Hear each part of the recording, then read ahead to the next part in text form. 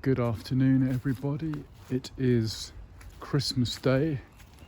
It's Friday, December the 25th, 2020, at about 2 o'clock in the afternoon. And I'm on the New River, which is actually a man-made canal irrigation type piece of infrastructure. In fact, it's a waterway that delivers drinking water from Hertfordshire into London. So it's more of a canal, but it's has the moniker the New River, built in the 17th century. But we're here really enjoying the winter sunshine. This section I'm on at the moment is in Cheshunt in Hertfordshire.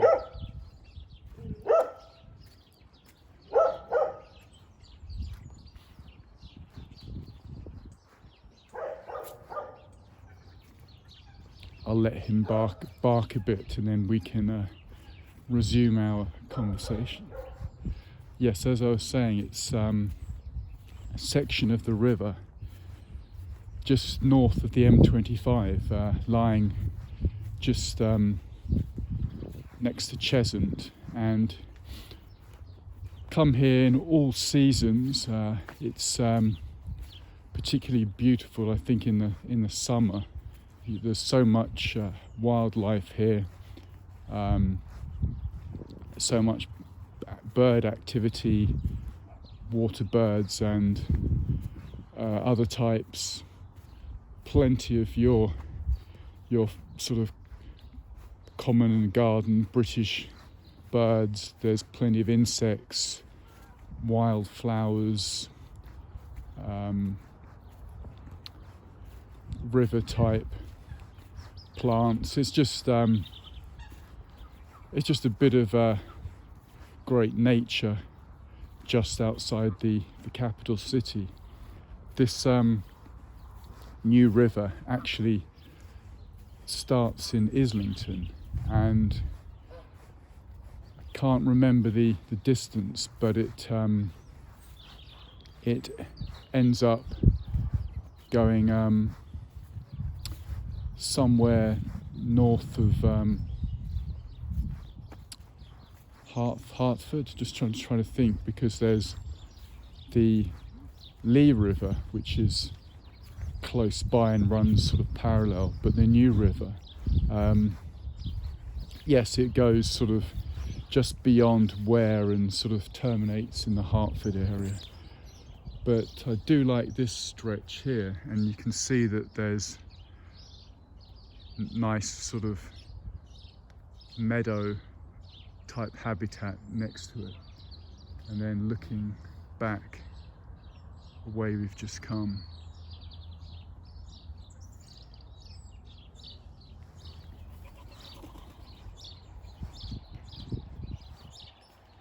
yeah, it's just super peaceful here. And of course, if you walk along here in the summer dusk at about 7 or 8 in the evening, you hear the chirping of so many birds here.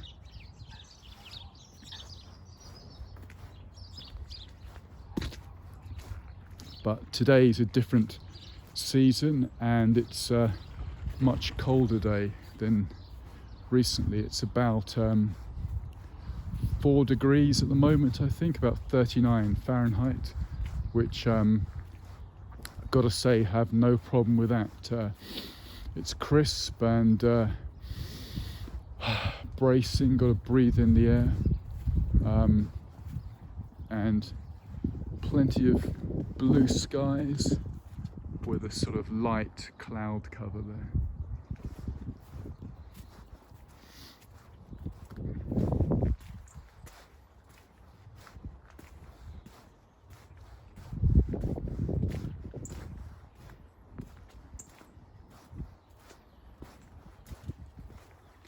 I wasn't even sure if I was going to record today, and just walking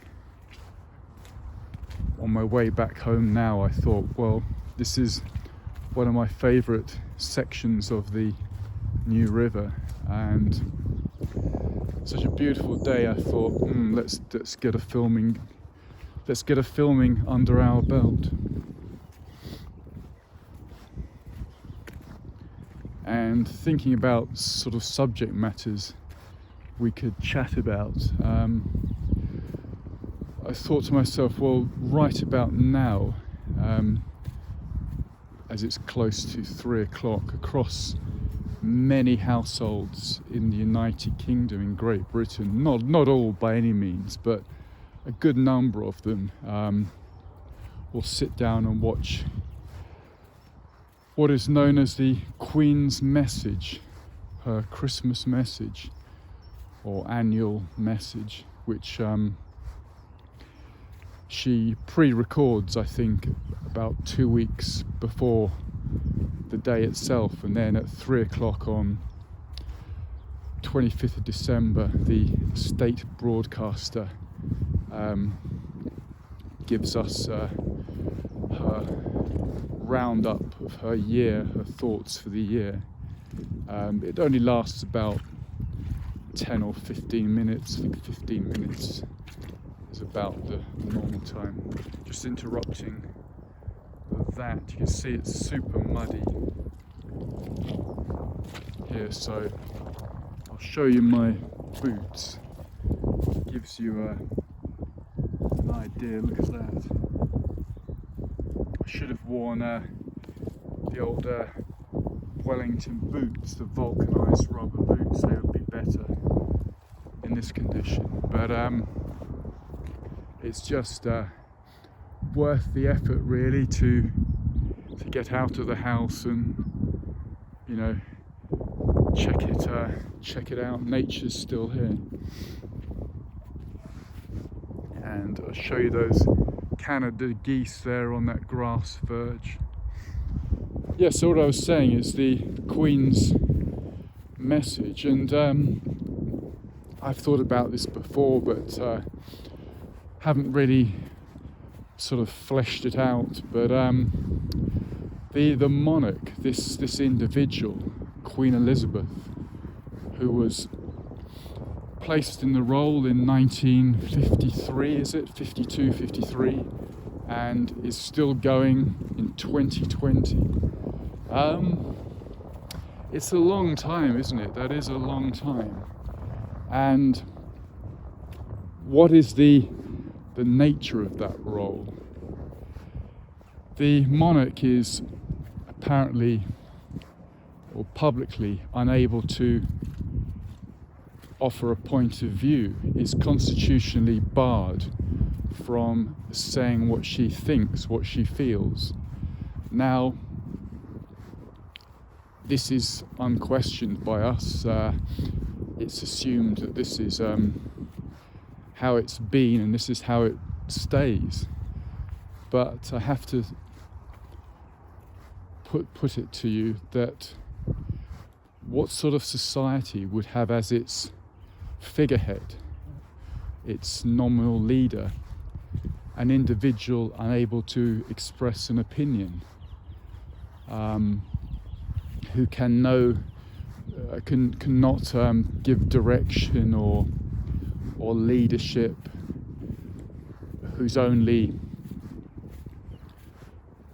public or national comments are these 15 minutes once a year, which are usually cliche-ridden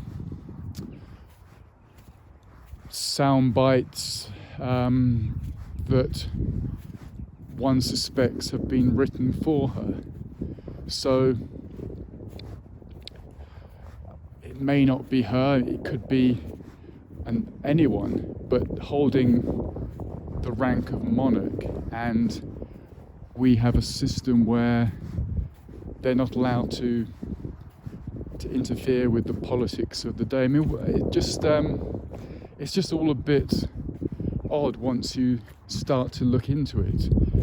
This idea of this inherited or this special family in which this unique position is inherited due to birth. Would a visitor from another planet arriving on Earth, finding him or herself at the court of Queen Elizabeth and thinking, well, why has this society, why has this civilization chosen to have this individual, and her children and grandchildren will hold the same powerful position? Because although we tell ourselves that the role of monarch is not allowed to interfere with what we tell ourselves is something we have called a democracy, the fact is that this individual, or more correctly, this rank, this position within our society, is extraordinarily powerful. There's not a single aspect of the nation that this individual cannot, that this individual is actually able to influence behind the scenes. To think that such a role has no power is, I think, mistaken. Let's look at a couple of the positions that the monarch holds, and just pausing you there. A couple of swans, extremely common birds, but still always merit a look. And in fact, an interesting bird to appear at this moment, because I believe on the statute books, on the legal law books, the swan is a unique animal in that in the past it was considered, it may still be, Queen's property, and there was some pretty brutal reprisals for hungry individuals that felt they needed to kill a swan to eat. I mean, do some research, check out the history books, you'll see what I mean. So rather apt that this beautiful bird has made its appearance right now. And Cheshunt has this magnificent 16th century church, which you can see in the centre of your picture there. It's unfortunately slightly marred by the modern homes around it, but it's pretty special.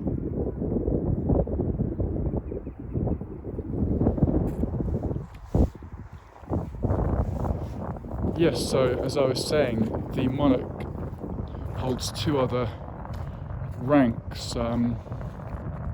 She is, I think, commander of the armed forces, or field marshal of the armed forces. So,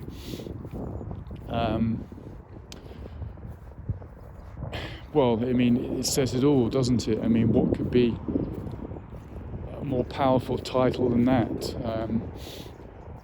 To be, in theory at least, ranked above the Joint Chiefs of Staff, the Admiral of the Fleet, the commanders of the Army and the Navy. It's all powerful stuff. So, although it's the 21st century, it certainly shouldn't be assumed that that the monarch is in any way less of a figure than in the past.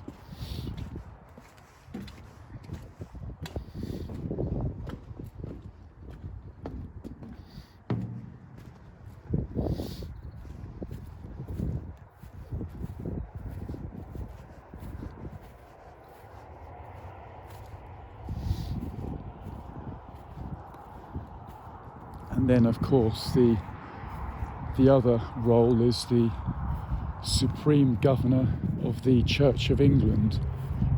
She holds that title, which is another anomaly, really, in which you are the top point or the top figure within both the military and the church, two organisations that one would have thought would have an opposing narrative or an opposing aim.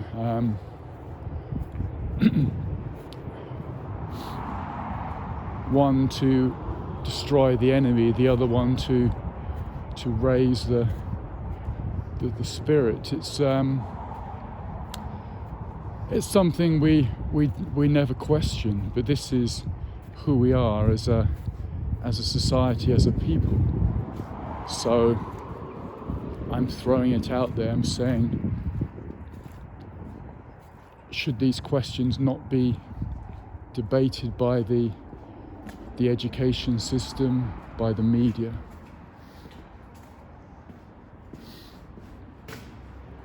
And we've come under a little underpass, and there's a curious bit of graffiti here.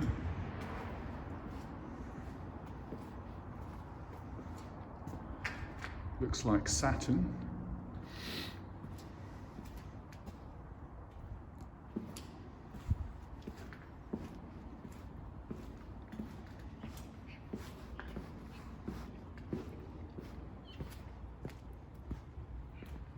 And there's that.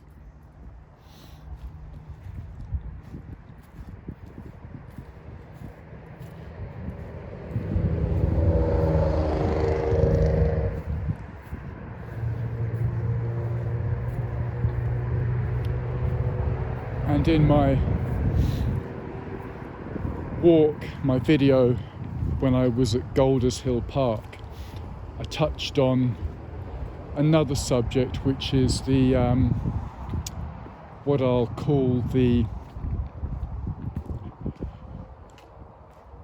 notion that we're offered a choice, that the electorate is actually offered a genuine choice between two opposing forces, two opposing aims.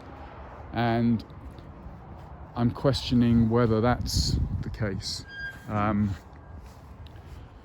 mentioned two examples last time, which was the coming together of John Major and Tony Blair to fight against Brexit, when they'd both previously been avowed enemies, claiming that each was unfit to rule. So I touched on that. Then I mentioned a more local matter, the previous Conservative election where John Redwood and Ken Clarke got together. But there's more recent examples. I'm thinking of the and it's an American connection, the Clintons and the Bushes. So these two families, these two dynasties, the Republican Bush family and the Democrat Clintons, were supposedly adversaries for many years. You had George Bush Sr. losing in '92 to Bill Clinton, and then of course later on his son George Bush Jr. became the president, and one of his critics was of course the Democrat Hillary Clinton, who I think first held office in around 2000 as a senator from New York, a position that she said she would never run for, but then changed her mind. Conveniently, in '99, JFK Jr. died, and although he hadn't yet thrown his hat in the ring, there was a lot of discussions suggesting he could enter politics, of course, as a Democrat like his father, and it was assumed that should he run for office in New York, he would probably do quite well.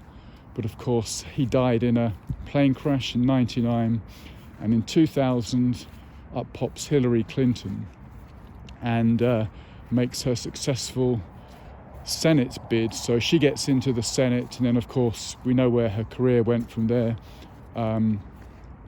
Became Secretary of State under Obama. But I mean, just thinking about the Clintons and the Bushes, so they had this supposed difference between them. They were adversaries, they were enemies, these two families, and of course the electorate would assume that each stood for something opposed to the other. And yet in the 2016 presidential election, the Bush family, along with most of the entire American political establishment, backed Hillary Clinton rather than the Republican candidate Donald Trump. So what does that tell you? That the Republican establishment were able to support their previous enemy in their opposition to the outsider, the unknown force who threatened to, in quotes, drain the swamp.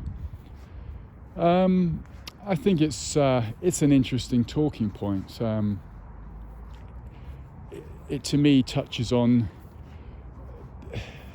the problem we have of knowing what's real and what's not real. Something else I thought worthy of our attention: the former Prime Minister Theresa May, who of course was in office shortly after the EU referendum and had to sort of pick it up from there. But on the biggest question of the day, in which everyone was either for or against Brexit, the Prime Minister was unwilling to say which way she voted. So again, just like the monarch being unable to say what she thinks, the Prime Minister, so the head of government, is unwilling to say what she thinks on the most important issue of the day. To me, neither situation is ideal. The head of state is constitutionally not able to express an opinion, and the former head of government is unwilling to express an opinion. And we tell ourselves it's all about the land, or the mother of parliaments, the land of freedom and democracy. Show you this nice pond there. Where I am now is a place called the Theobald's Estate, and it just lies next to another place called Capel Manor, which is a sort of horticultural college. But the Theobald's Estate has got some interesting history behind it. I do recommend you checking that out, particularly the issue of Temple Bar, which was a piece of architecture. There's some interesting bits and pieces around that, so I can certainly recommend checking that out.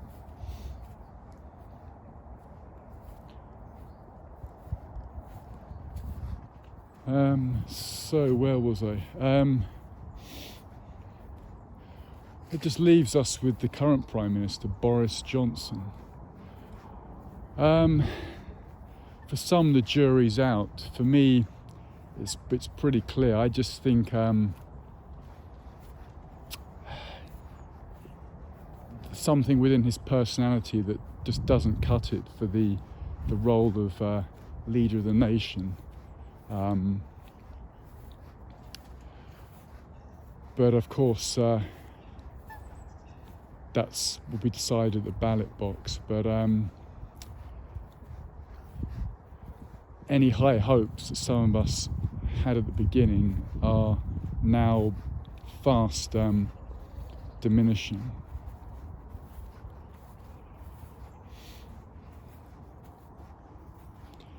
I think for people the issue is not whether one thinks X or one thinks Y, but whatever you do think, I guess you have to stick with it.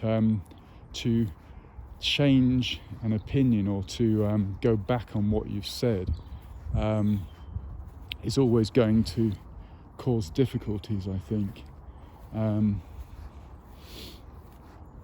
To say 2 days before a change of policy that you're going to follow path A, and then 2 days later you suddenly are not following path A, is a big problem.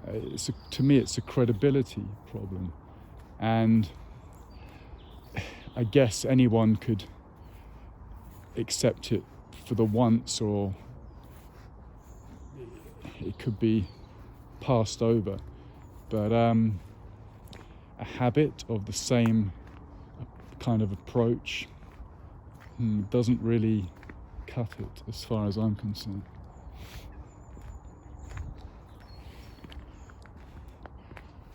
One of the vital things I think with being in nature, being outside, is you can actually get away from all this. You can it's increasingly difficult, but you can forget about politics, forget about the rolling 24-hour news, and just focus on things that are more substantial, that will be here after this current situation has passed on. And to show you some of the sort of trees and the branches, etc., lining the new river here. And over there is an interesting structure. It's to do with, I think, printing, some sort of printing setup. I think maybe to do with newspapers, I'm not sure. But this structure can apparently be seen from outer space. The reason is I had a contact who was involved with that building, and that's what they said. I mean, it could be completely wrong, but I thought I'd mention it as we're passing. And of course, we're walking into the classic low-lying winter sun. On a previous walk, I sort of threw around really just the idea of how one can know truths from falsehoods, and I sort of positioned it that unless one was personally experienced in such a thing, or had personal knowledge of such a thing, it was hard to state whether something could be true or false. And I was having a debate with a group of friends of mine on the issue of the flat earth, and of course I wasn't claiming that the earth was flat. I was suggesting that on what certainty do we have that the earth is round? Now, of course, no one in 2020, or very few, would even give it a thought that the earth may not be round. But it's only in the last 500 years that it's a given that the earth is in fact round. But for a long period before then, it was considered flat. So the heretic or the fool would be the one claiming the earth was round, when in fact the majority believed it was flat. Of course, that's now flipped, showing you the moon up there.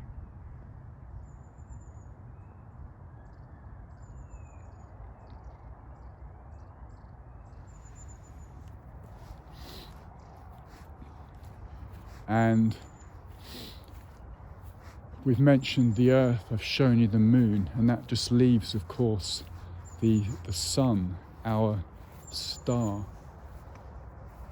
And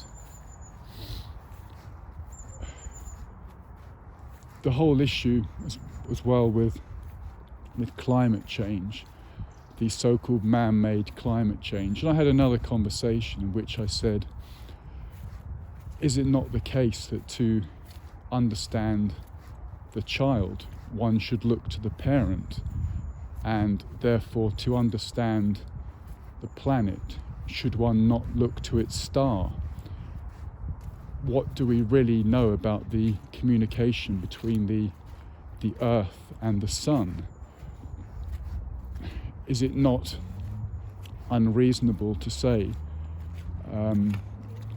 is it not reasonable to say that if the sun was having any exclamation marks issues, that could well play out on the earth?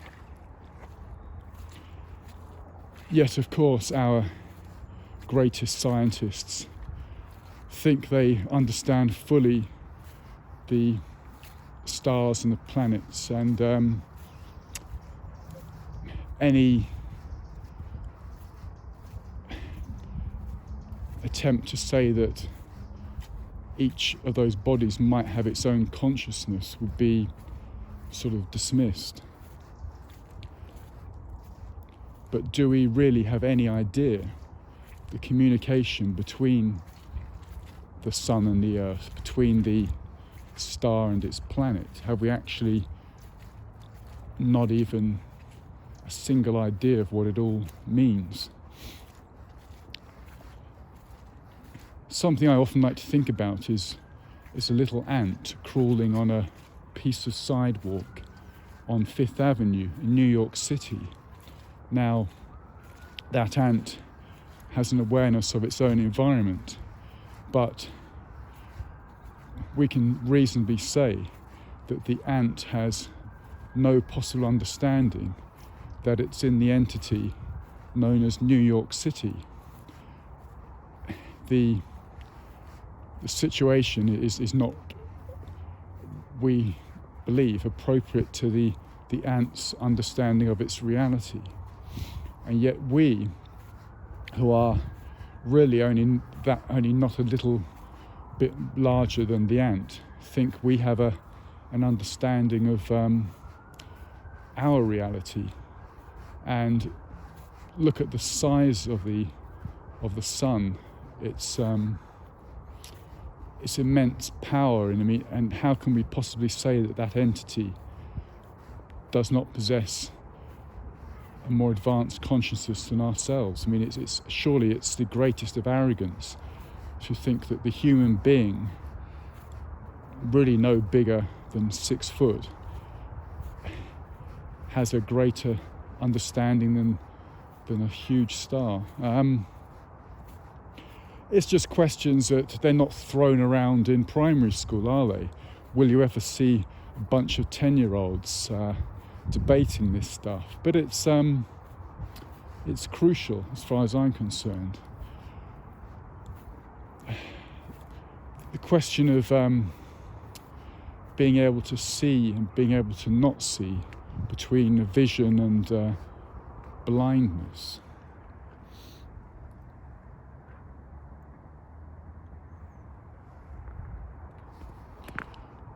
We would all think that should the sun change in its nature, we would notice the sun being an object in our skies pretty constantly and quite some size. If there was a change in the sun's nature, one would assume one would notice. But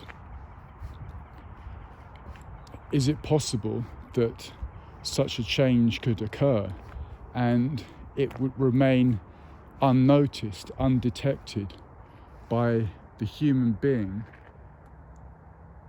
that arrogantly thinks it knows everything?